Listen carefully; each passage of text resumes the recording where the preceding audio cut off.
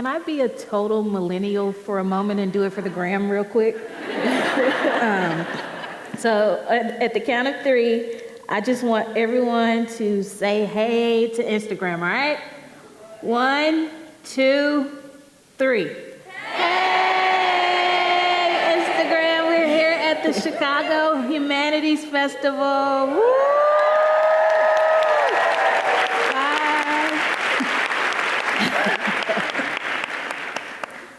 My mother, if she was here, she'd be like, really?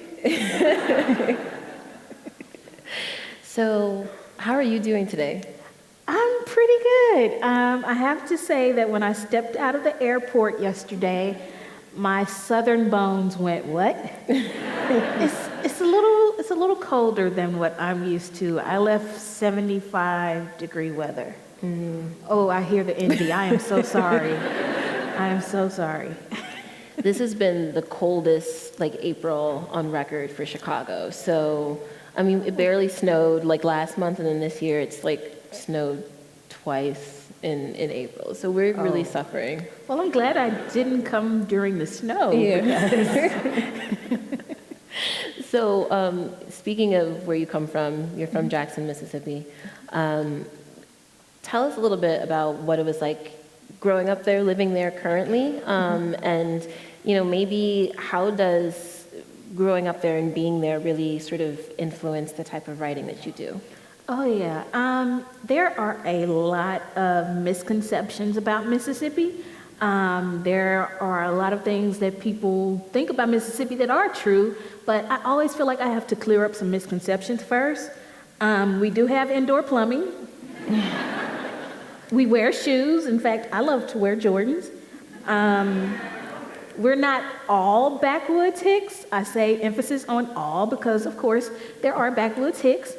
But Mississippi, the Mississippi I grew up in is totally different, and the Mississippi I live in now is totally different from what people usually assume. I've never been called the N-word in my state. I've been called the N-word online, but never in Mississippi. I've never had to sit on the back of a bus or anything like that. Our flag sucks. I will be one of the first to say that, but there is a hospitality in Mississippi that you can't find anywhere else. And somebody's here from Mississippi, hi. There's a love that you can't find anywhere else. And people who come to visit are always shocked by how nice everyone is, to the point that it freaks New Yorkers out. But the Mississippi I grew up hearing the stories, though, of the past. The neighborhood I lived in was the home of Medgar Evers, the civil rights leader. And in fact, my mom heard the gunshots that killed him when she was a little girl. So I heard these stories. But my neighborhood was more like Compton.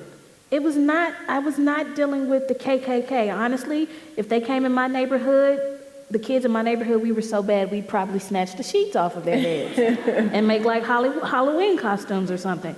So what Mississippi did teach me, though, was knowing that also as a black woman in America, I often feel as if I'm at the bottom.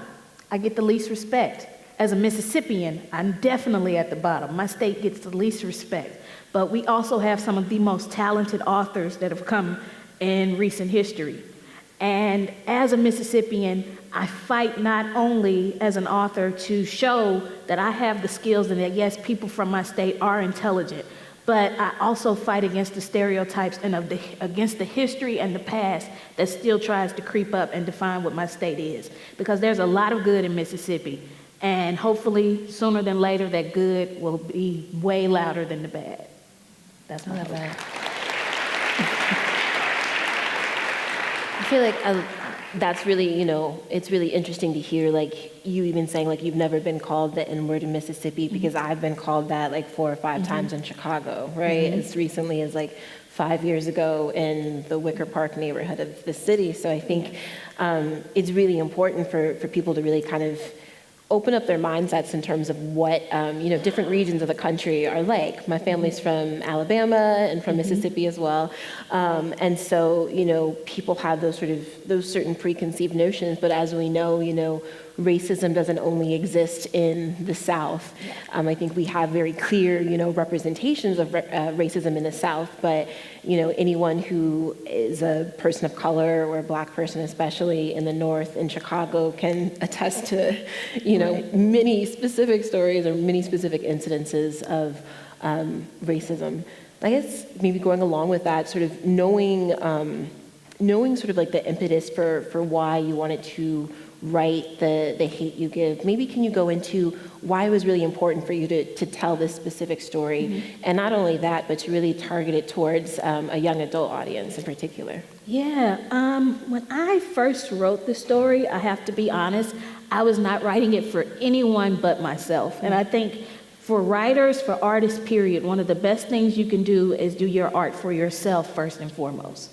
And that's what it was for me. It was cathartic for me. When I first got the idea for the story, I was a senior in college, and I went to a mostly white, upper-class, private Christian school in conservative Mississippi.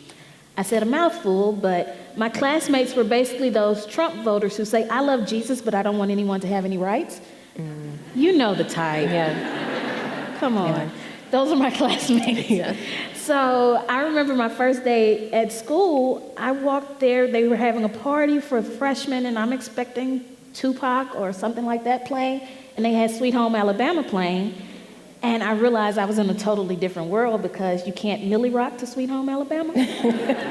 But it was while I was there that Oscar Grant lost his life in Oakland, California, and it led to all of these conversations in my neighborhood and at my school. And my classmates could not understand why so many people mourned Oscar the way they did, why they were so angry that the cop got away with killing Oscar.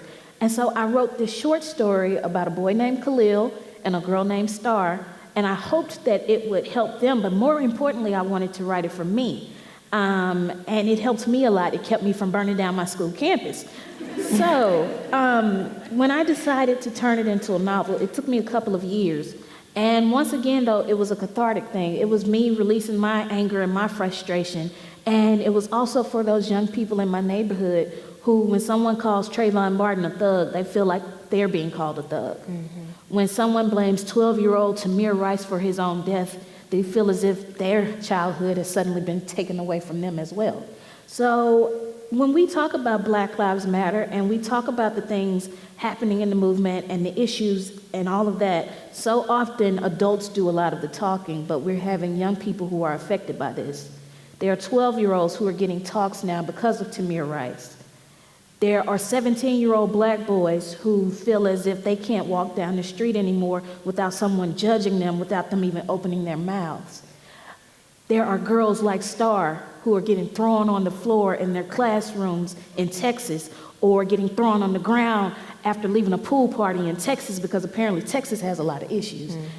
But these young people are affected by this. They're seeing this, and they're seeing young people who look just like them get targeted. So what are we saying to them? I wanted to talk with them instead of to them. So for me, while the Hate U Give was for myself, it was also for me to have a conversation with them and say, I see you, I hear you, I understand. We're not giving up. We're not going to be quiet for your sake.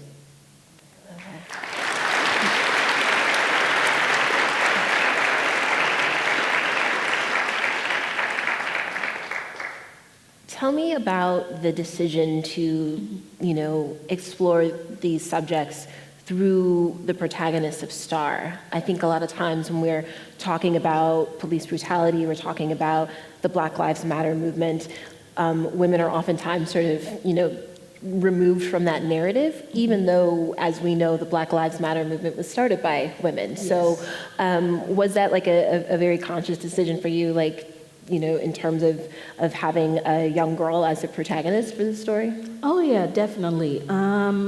It was kind of like what I was saying a little while ago. You have those young girls in Texas, and then you have all of these incidents involving young Black girls that do not get nearly as much attention as the boys do.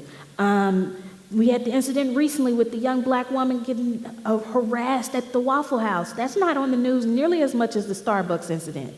Why is that? Why aren't black women being included in this conversation, and why aren't black girls being included in this conversation as much when they're getting it too? So for me, through Star, I wanted to show how this trauma affects young black girls just as much as black boys.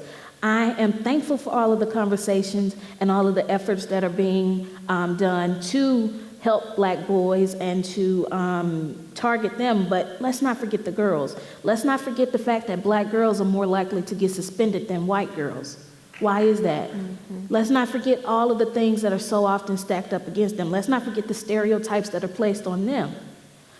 So for me, having Star as the protagonist was hopefully my way to start conversations on that, and also to show just how magical and real black girls are.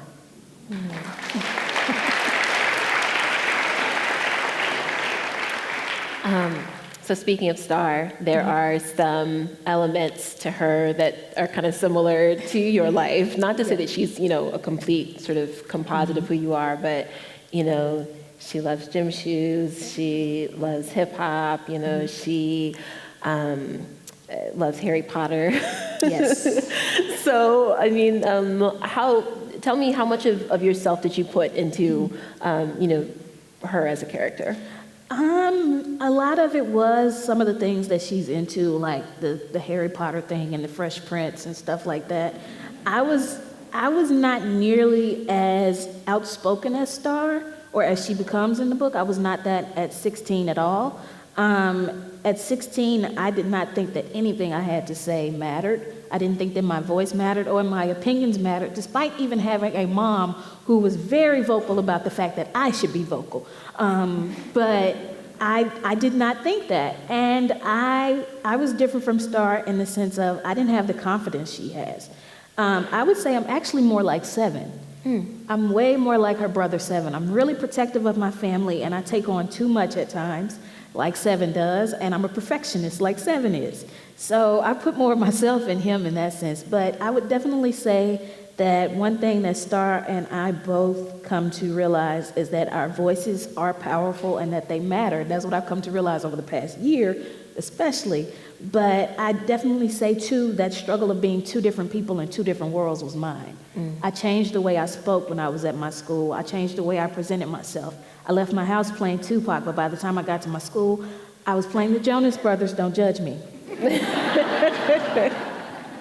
I still like them, so really don't judge me.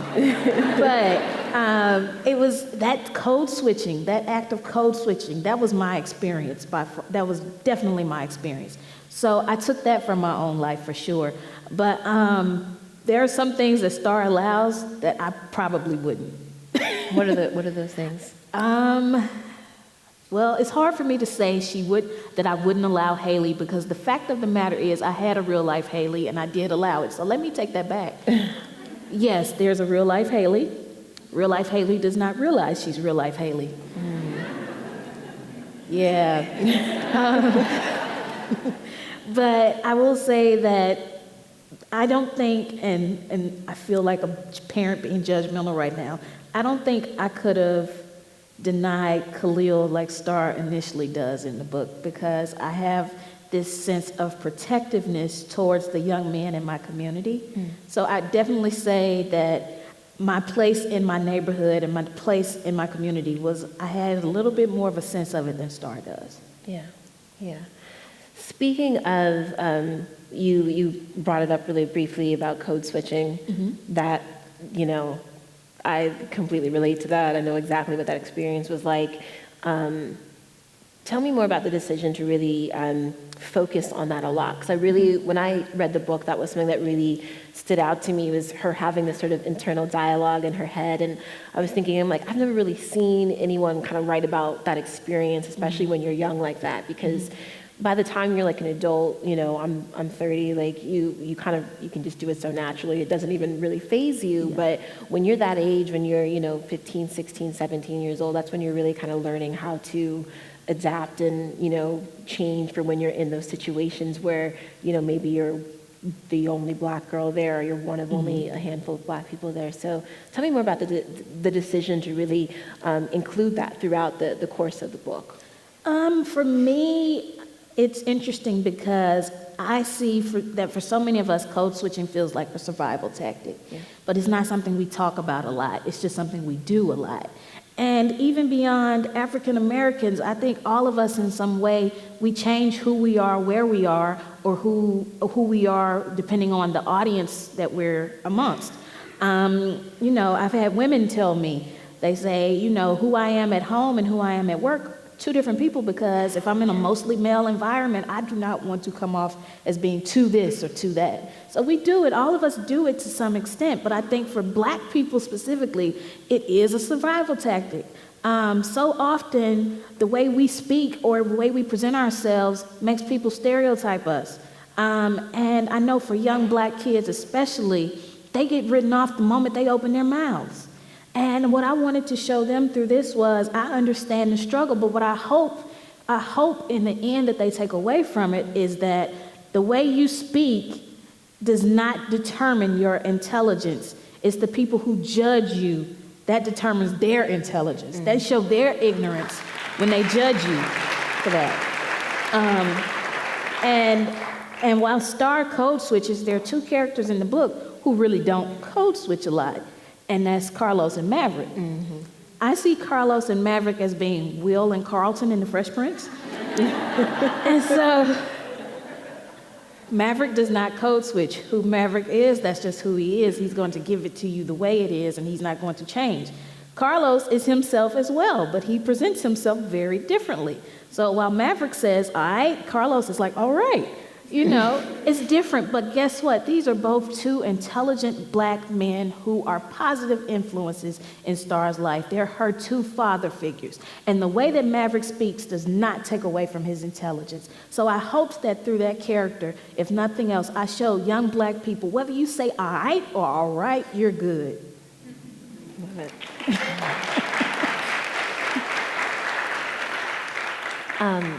Something else that was really sort of fundamental to, you know, I think like to the structure of the book was, you know, hip hop and rap, and, you know, it's where the title comes from Tupac.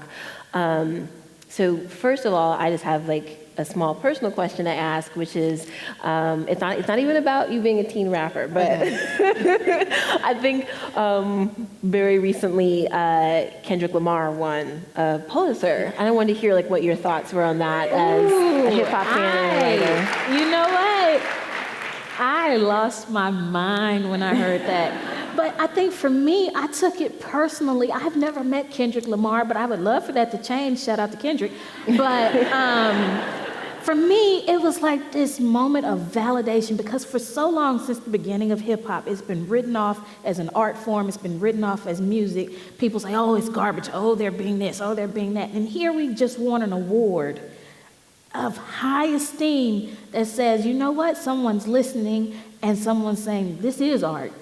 We know it. Everybody else has just been trying to catch on. You know, it's interesting to me, too, to see how hip-hop is now being more accepted by the mainstream.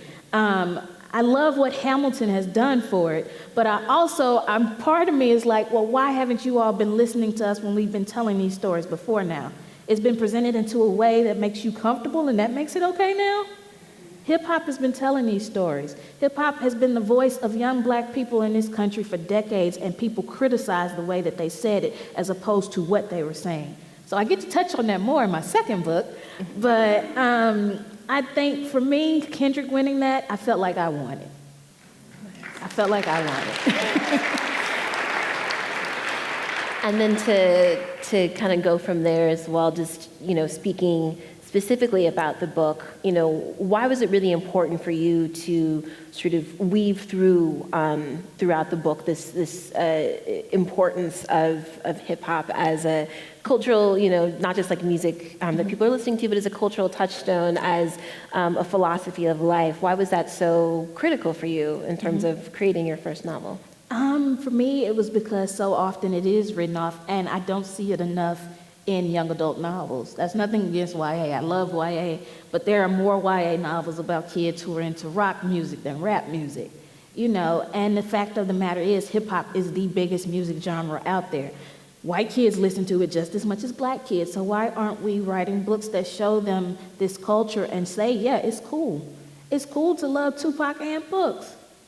here's a book with Tupac in it. Hey, you know. So I wanted to merge the two in this book.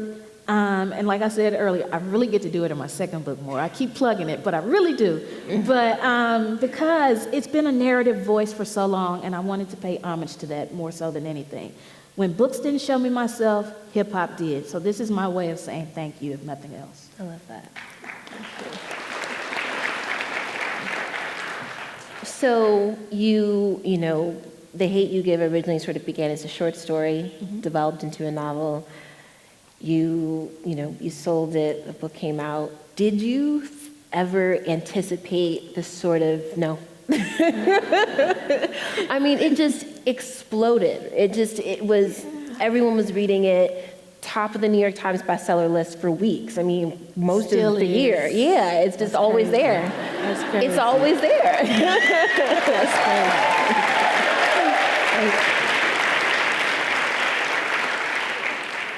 I never would have thought that this would happen. You're looking at someone from the poorest state in the country, and I'm not going to cry, the poorest state from one of the poorest neighborhoods in that state. My family was on welfare at one point. There were times when my mom didn't know how we would get a meal. Now my mom's calling me, girl, I just figured out how to use Uber Eats. Okay. But also, I'm one of those kids in one of those neighborhoods that people write off so often. I'm the kid who went to the schools that did not get the good funding, and it was so bad that my mom homeschooled me because they weren't giving us the resources we needed. So I never would have thought that someone like me would write a book that would blow up like this, and then to write a book about a topic like this, because the fact of the matter is, if you say Black Lives Matter to 3 different people, you're going to get 30 different reactions. And I had no idea. Honestly, I still feel like this is an out-of-body experience. Like, this is the most detailed dream of my life. Or like, I'm really in a coma somewhere, and I'm going to wake up, and this will just have, in the words of Biggie, it was all a dream. So it's incredible to me, but it's also shown me over the past year just how many people in not just this country, but in the world are paying attention, and how many people want to change things, and how many people want to be more aware. And I'm amazed by that, and I'm honored to know that my book has opened so many people's eyes. And if nothing else, I'm also thankful that it's given so many young Black kids a mirror to see their beautiful selves. So I'm humbled and honored. Yeah. I was going to ask about that because, it's been published in so many different countries around the world. Obviously, it's like I was saying to you backstage, it was pretty much like the biggest book last year, really, regardless of genre. What do you think of, people from places that are not the United States that maybe don't have the same sort of social or racial sort of, problems that are happening here? What do you think about them sort of reading this very specific American story, or, maybe not American, maybe Western story, and like taking certain things away from it, I guess? I am amazed. I've been told that my book is selling extremely well in Germany, and I was over there recently. And, not to, just to say it, there aren't a lot of Black people over there. I was in a cab, and I guess I was the first Black person my cab driver ever saw because he was looking at my hair, and he actually touched it. He doesn't know you don't do that. For the record, you don't touch a Black woman's hair. But he was like, how? And I was like, sir, no. But still, over there, that book, it's amazing to me to know that over there it has touched people and it's opened their eyes to what's happening around them. Because I've had people, German readers, who said, we realize now that this is how our police officers treat Turkish residents here. Mm-hmm. And they're starting to see, wow, wait, we can't just point fingers at America, we have our own issues. So it's incredible to know that even in the UK it's doing extremely well, and their cops don't even carry guns. Yeah. But it's the story that they're still connecting to, and I think, not so much. Well, while The Hate U Give has shown this in some ways, I think you see it even with stuff like Black Panther and all of this, that Black stories, Black experiences are far more universal than we give them credit for being, and more people can connect with them than you think. So for so long, both publishing and Hollywood acted as if our stories could not connect with people in other countries, and that is a lie. So I'm honored to know that my book has been translated into so many languages and that so many people have connected with it. You know, I get messages online in languages I can't understand, but I appreciate it. You know, and it's an honor to know that if nothing else, I'm showing them not just what's happening in America, but what it means to be a young Black person in America, and maybe, just maybe, take away from some of those misconceptions that they have. I hope. I love that. So maybe to move on a little bit from The Hate You Give, you have mentioned this a couple times, your upcoming book. It was scheduled to come out originally this year, but it's coming out next year. Tell us what the writing process has been like, especially, you know, after your first book has just sort of exploded across the world. Yeah, my second novel is called On the Come Up, and it comes out in February. And I am extremely excited about it. I have to say it was a challenge at first, because when I first sat down to start writing this book, it felt as if thousands of eyes were looking over my shoulder and watching every single word that I typed, and they were like, Star wouldn't say that, and the main character, her name is Bree, and in my head, Bree is like, well, I said it, and, you know? So it was hard at first, but what helped me a whole lot, and no offense to you guys, but I'm not writing it for you, I'm writing it for me again. I'm writing the story that I want to see. I'm writing the ode to hip-hop that I haven't seen in a young adult novel. I'm doing that for me because it's the book I want to read, and that's helped me so much. And in a lot of ways, too, I'm being rebellious with it. And people are like, what do you mean by that? You know, I get so much positive feedback about The Hate You Give. And people say, oh, I love Star's family structure. I love that her family is so intact. Well, Bree's family is not. Oh, I love that Star uses her voice in such a positive way. Bree tells the truth. You just may not like how she says it. So for me, Bree and Star are two different sides of the same coin. Bree represents thug life even more so than Star does, because for me, Bree represents that voice that young Black people have had in this country for so long, that is so often downplayed, that is so often criticized, even though they're telling the truth through their art form. Bree is a rapper. So for me, Bree is saying, okay, here I am, I'm telling you exactly what's happening around me, but you're gonna come at me about how I say it. What does it mean to be a young Black person in America who's supposed to have freedom of speech, but apparently is not free for me? So that's what On the Come Up is essentially about. I'm excited about it. I really am. So just bear with me. Give me more time. That's really all I needed, because I've been traveling so much. My editor's like, so that deadline was last week. And I was like, oh, my bad. So yeah, we're getting there, though. We're getting there.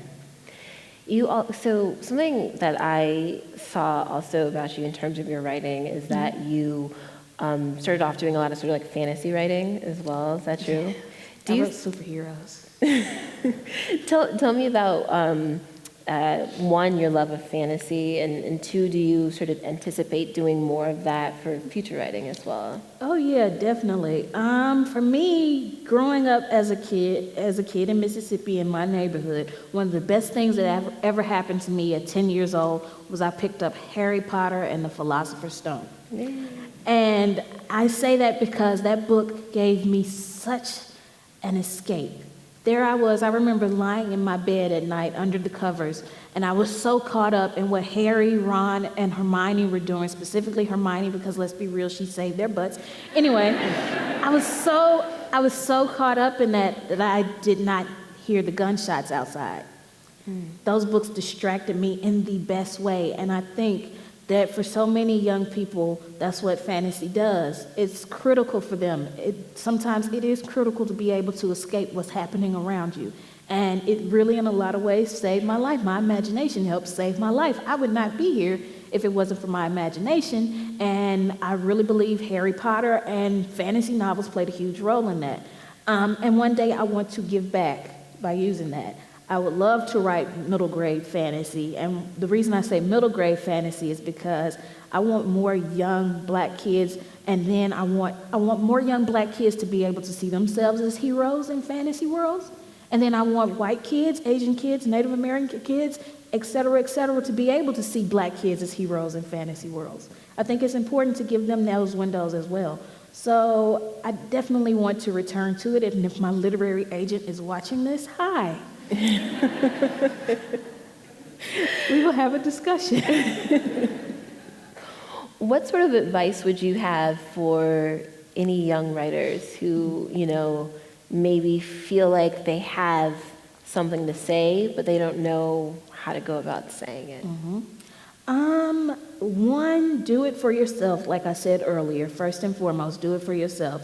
And also prepare yourself for the no's. And I say that as someone who got a lot of no's along the way.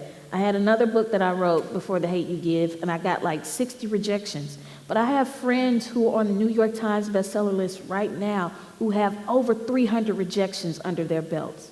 You're going to get no, but here's the thing, you have to still keep going. It really only takes one yes to change everything. And if you have all of these ideas and you're like, well, I don't know how to get them out, find a way that suits you. You're going to read a whole lot of writing advice. If you want to be a writer, you're going to read a lot of advice. I think Stephen King once said, oh, you have to write so many words to be considered a writer. That's crap. No, you don't. You do what works for you, boo. Okay? Ignore as much writing advice as possible. And I'm giving you writing advice, but I'm saying ignore it because you do what works for you. If that means you have to get your phone and speak stuff, speak out the dialogue and maybe then write it later, do that. I do that in my own way. I can no longer write in public because I talk as I write and people look at me funny. But you do what works for you. So tell the story you want to tell, and if it's done in the non-traditional way, do it. Sometimes that's the best way to get a story out. So do it for yourself, but also commit yourself to it, because I have people tell me all the time, I don't have the time to write. Trust me, I don't either, but I got to get it done because it's something I want. I have a writer friend, her name is Julie Murphy. She wrote the book Dumpling. Yeah, and Julie once said recently, she said, write as if you're getting paid to do it, and eventually you will get paid to do it. I think that's very sound advice. I like that. Making money moves. Good. Those are all the questions that I have, so I think we're going to start taking some questions from the audience right now. I do have a couple of rules when it comes to question and answers. Yeah. And this is specifically for the young people. There's no such thing as a dumb question. Sometimes questions just aren't well thought out, but that's okay. And don't laugh or smirk at someone's question. The fact that they got up to ask one should be commended. And if you smirk or laugh at someone's question, I'm going to give you a glare your mama can't match. So that's it. You have a mic coming around.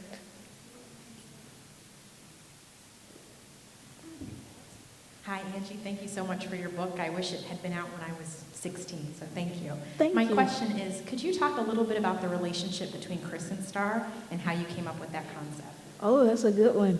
I get asked that a lot, and you were nice about it because I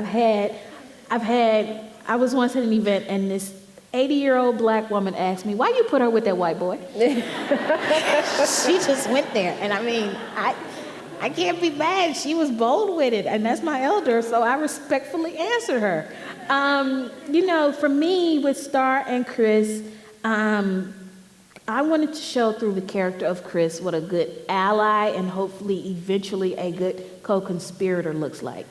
I was recently in Georgia on a panel, and one of my co-panelists said that a co-conspirator, we need more of those than we need allies. Ally gets thrown around a lot. We need more people who will do like the gentleman did in the Carolinas when Bree Newsom climbed up there to grab that flag down.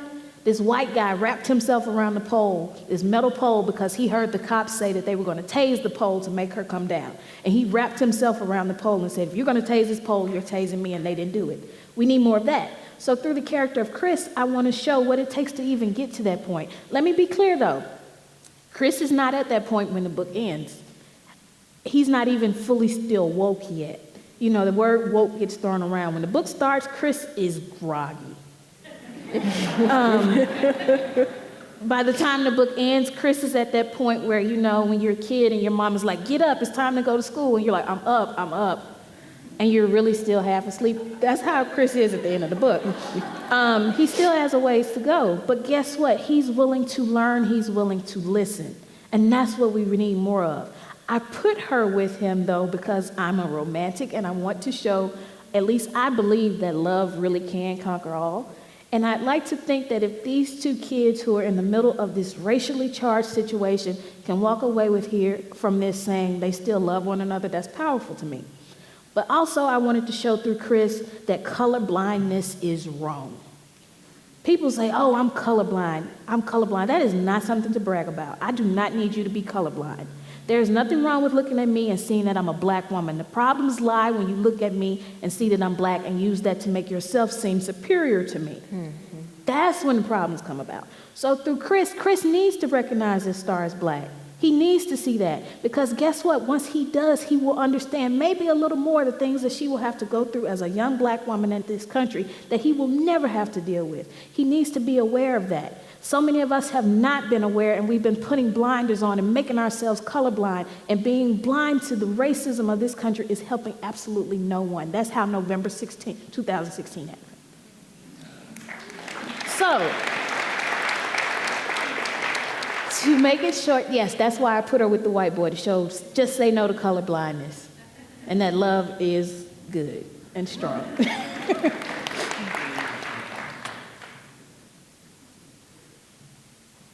Hello. Hi. My question is, what's the story behind the names that you came up for your story? Mm-hmm. And how did you, how did the process go with you for coming up with the names? Oh, that's a really good question. If my publisher was here, they would be like, hey, so why don't you grab the collector's edition from Barnes & Noble, because they have the thing in there explaining a lot of the names, but we're not going to do that. I'm going to tell you for free. Don't tell them I said that. For me, names, in this book specifically, names have power. You know, for Star's dad, Maverick says names have power. He fully believes that. So every single name that I give in the book, whether it's a character or where they live or whatever it is, for me it had meaning and it had power. I'm showing my fangirl colors when I say this. I got Star's name from Tupac. Tupac wanted to name his daughter Star if he ever had one, but he never did. So I did that in honor of him. And I got the name Maverick from this book called Roll of Thunder, Hear My Cry. That was like my favorite book as a kid. And there's a line where the main character, Cassie, describes her mom as being a disrupting maverick. And I said, I like that. So I went with Maverick. And everything from even the name of the neighborhood, Garden Heights, that's another Tupac nod. Tupac had this poem called The Rose That Grew from Concrete. And I wanted Garden Heights to be this concrete garden. And I wanted Star, Khalil, Seven, Kenya, Devontae. For me, they're roses in that concrete garden. So I named it Garden Heights as homage to that. But every single name for me has meaning. Even Star's mom, her name Lisa. You may not know this group, but there was this group called TLC. They were the biggest thing in the 90s. They had this song called I Don't Want No Scrubs and Waterfalls and all these. And I was a huge TLC fan growing up. And my favorite member was Left Eye, the rapper. If you Google Left Eye, you're going to probably see that she burned down the house, but she did a whole lot more good, I swear. And she personally helped save my life. I was 15 years old, and I was suicidal. I was depressed. And one day, I almost hurt myself. But I played her rap in this song called Waterfalls. And she has this line where she says, dreams are hopeless aspirations in hopes of coming true. Believe in yourself, the rest is up to me and you. And that stuck with me. And I told my mom afterwards what happened and how that line hit me. And my mom, being my mom was like, okay, well, we need to let her know. I need to thank her for this rap. And I'm like, TLC was the biggest group. How are you going to do this? And so my mom somehow gets on the internet and found the number to her studio, which happened to be in her house. And my mom calls her house. Yes, my mother called Left Eye from TLC's house. And she told her, she said, my daughter listened to your rap and it helped save her life. Can you just give her some words of encouragement? And Left Eye, being Left Eye, said, put her on the phone. I was 15 years old, and my mom casually comes up to me, and she's like, someone wants to speak to you. And I'm like, okay. And I'm thinking it's a relative that I really don't want to talk to. But I go, hello, and she's like, hey, this is Left Eye from TLC. I said, no way! I dropped the phone. I ran around the house. And eventually I got back on. She's like, are you okay? And I'm like, yes, ma'am. And she's like, oh, you said ma'am. But she spent about 30 minutes talking to me, and more so than that, listening to me. I told her about being bullied in school. I told her what I was dealing with at home. And she listened, and she said, you hang in there.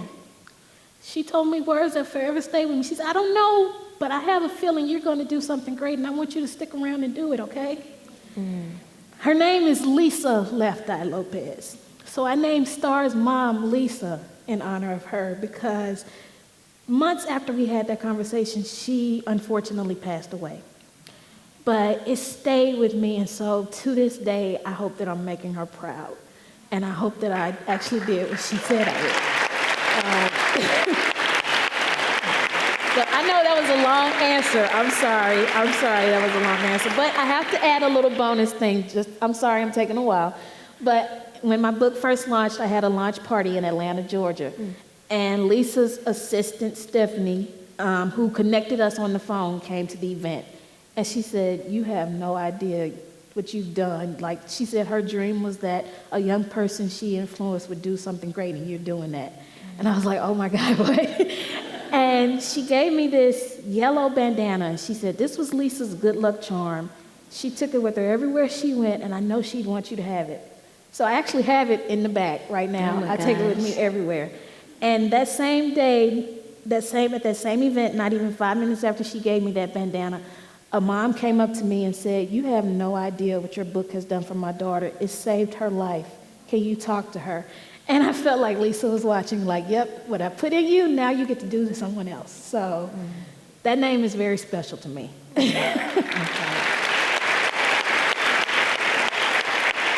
That was a long answer. It was a good one, though. It was a good answer. We have a question up here in the balcony. What's your favorite Harry Potter book? You're gonna end up causing a debate in here with that one, I'm sure. You know, my favorite is the third one, Prisoner of Azkaban. I'm a big serious fan. I'm a serious fan. And that book, I loved it. You know, and I think for me, that was probably one of the biggest surprises I've seen in the books, that Sirius turned out to be his godfather. I was like, what? I remember that. But I think that was my favorite one. Can I say my least favorite? I hope J.K. Rowling isn't watching. My least favorite was like the fifth one with Harry, Angry Harry. I'm like, dude, you got money in the bank. You got this nice school you're going to. Why are you so mad all the time? So he got on my nerves in that fifth one a lot. But the third one is my favorite by far. Down here, over to the left. Hi, I wanted to ask about Garden Heights, and if you based it on a certain city, or if you purposely didn't name the city that it was. Yeah, it's interesting to me because I have a lot of people who say, oh, that's LA, isn't it? Oh, that's New York, isn't it? I've even had people say, oh, that's Chicago, isn't it? And then people, of course, are like, that's Mississippi, right? The fact is, I didn't name a city or state on purpose because I wanted to say that this could unfortunately happen anywhere.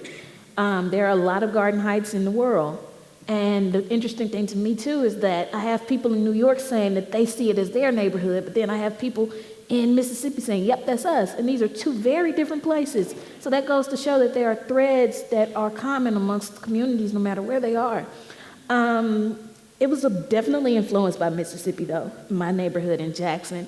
For me, writing the neighborhood was a way to show the real life Haley in my life what my neighborhood was really like. We were once in the car in college, and we approached the bridge that separated where my school is from where my neighborhood is, and she's like, oh my God, we cannot go over there. That's where all the criminals live. And I went, that's where I live. And like for about 5 minutes, all you heard was Joe Jonas singing about an SOS. And that's how quiet the car got. But I wanted to show her and all these other people who make assumptions. If you see those boarded up houses and you see maybe the drug addicts on the corner, you make so many assumptions, but you don't see the people who love one another. My neighbors, I just recently left my neighborhood, moved out, and my neighbors were like my family. They cried when we left. You know, if we didn't have anything, if we didn't have sugar, they gave us the last sugar they had. That's how we were. So I wanted to pay homage to that. And by not naming the city, I hopefully showed that these communities are around all of us, and we need to stop making judgments about all of them.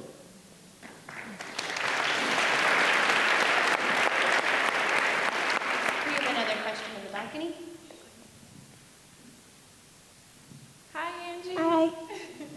So my name's Ebony. Me and my good friend Marcy / partner, we started a book club, and it's called Ebony Queens Bonding Book Chat. It's all virtual. And this is only our second session. We do it every season. So we started our spring session, and we're reading The Hate You Gave. Thank you. And last week, Sunday, in our book chat, it was so emotional. I'm sorry. No, it was a good thing because it just opened up this discussion, and we talked about police brutality and like women's connection to feeling like they have to protect the Black man, and we just talked about so many different things. It was really emotional and powerful for us. So I just want to know, what was your emotional experience like actually writing the book? You know, it was tough, honestly. And you know, this will shock a lot of people. The hardest scene to write was not actually the shooting. The hardest thing to write was Star's emotional journey over the course of the book. Star essentially suffers from PTSD, and I wish I would have addressed that more in the book because we don't talk about mental health, mental illness enough, especially not in the Black community. But she definitely does have PTSD, and it was hard to write that at times. And also the research was very emotional. I read court documents from the Michael Brown case, from the Trayvon Martin case. I read Trayvon Martin's autopsy report. And it was hard because you're reading these things that dehumanize these young men. And it's not intentional so much because court documents, that's what they do. You know, but still, it was like, I'm reading, this is supposed to be a human being we're talking about. Why is this so technical? You know, and at times it made me angry and it made me frustrated and it made me sad. But I have to say, the hardest part to write by far was the end. And I say that because I wrote it the same week that Philando Castile and Alton Sterling lost their lives. And if you remember that week, if you turned on the news, you got on the internet, those two videos were playing back to back all the time. And that's very triggering. That is hard to hear a 4-year-old child in the back of a car trying to comfort her mother as her stepfather bleeds to death. That's hard. And then it was like, what's the point of writing this book when I saw that? Because I'm like, this is just a book. This is not going to change anything. But what made me still decide to write it was saying, you know what? Maybe, just maybe, it'll change someone's perspective.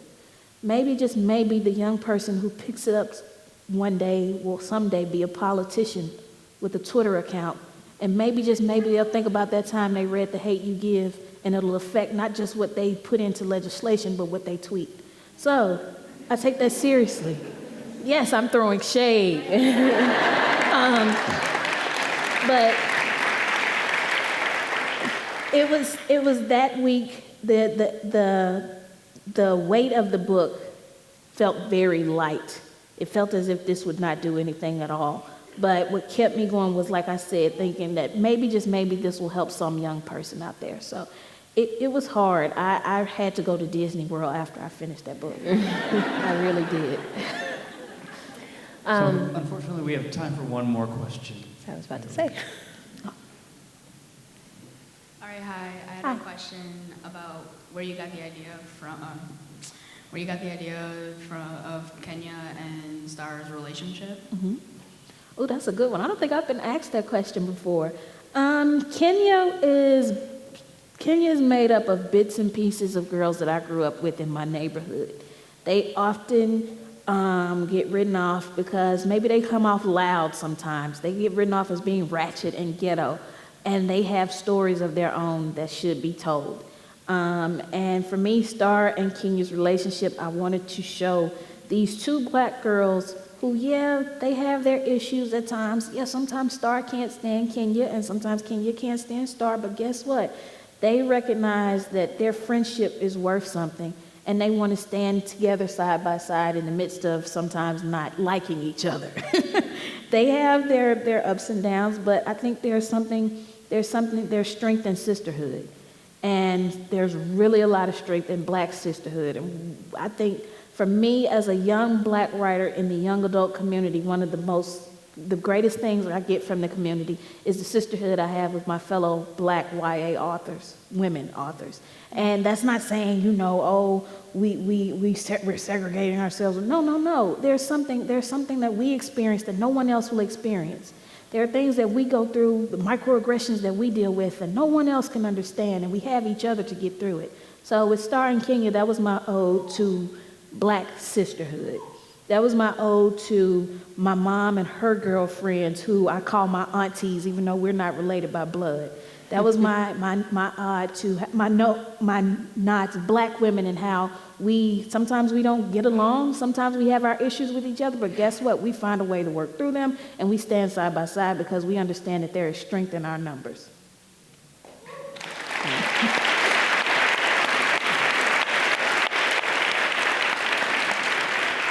That is all the time we have, but I would love to thank Angie Thomas again for coming for this amazing event, amazing talk.